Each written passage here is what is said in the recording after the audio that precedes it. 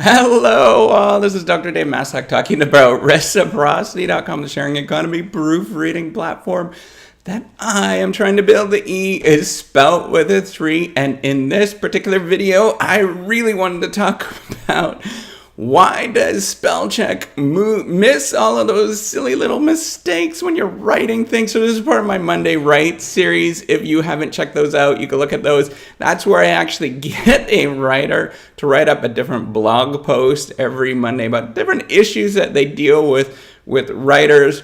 And I just talk about it, and I think it's kind of interesting or funny or whatnot. And one of them that really irritates me, especially as an academic writer, so I'm a professor of innovation strategy and entrepreneurship at a large state institution, is spell check. It drives me bananas when I use it. And the reason is that spell check, you can look at an older video where I actually go through this, but spell check is all based on algorithms that have already been pre-processed. So if you think about how these computer programs get written up, they are written up based on the language as it currently is right now. So they'll think of different rules and stuff like that and how to actually put that into the software. Like, for example, the spelling of a word, right? So a certain spelling of a word is going to be put into spell check, and then that is what's going to get pushed out to everybody that's using it. But the problem is language changes all the time. It's living. It doesn't stay the same no matter what you do. It doesn't stay the same. It's always iterating and changing and evolving. And with me as an academic writer, it is so tricky to get this right because we're making stuff up. We make crap up, right? So that's what academics do. We pretend like we're all, high and mighty and dun, dun, dun, dun, dun, all that kind of stuff. But at the same time, we're also making stuff up, and we are putting words together. We're making up different words to try to come up with some new theory, new idea or something like that. And the only way you could do that is actually make stuff up. So guess what happens in spell check whenever you make stuff up? It is going to misspell it. It's going to change it. It's going to want you to change it to something else. So for example, reciprocity, check it out. The E is spelled with a 3. It's not spelled right. So guess how many times I have to go back and change that whenever I'm working with Word or writing things into a text editor. It happens all the time. It drives me bananas. Google search will always want to revert back to reciprocity as it's normally spelled. So whenever things are new and changing and evolving, it's going to miss that, right? So missing the whole human aspect of language within there. And that's why I actually built out this sharing economy proofreading platform, was because of all these sort of nuances. And I actually wanted to send my writing out to a real person that can understand what I'm trying to say, right? And they're going to pick up on all of this kind of stuff that that the algorithms are not going to pick up on, and just put it out there and see if it comes back. And yeah, this thing worked. It's really cool that I actually built it and it works.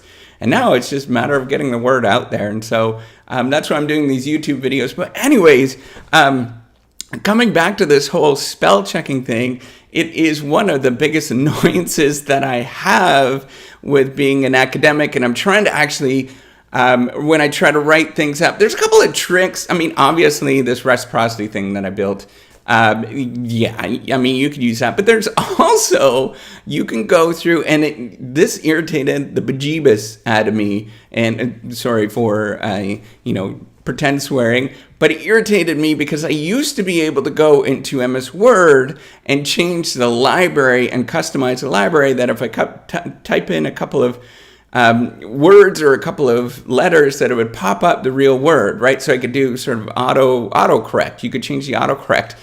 But in the newest versions of Word, they took that out, which drove me bananas, and now I have to actually write things out. And so I actually gave up on that. I had a big library of all this autocorrect stuff that was suited to me, and they took that out.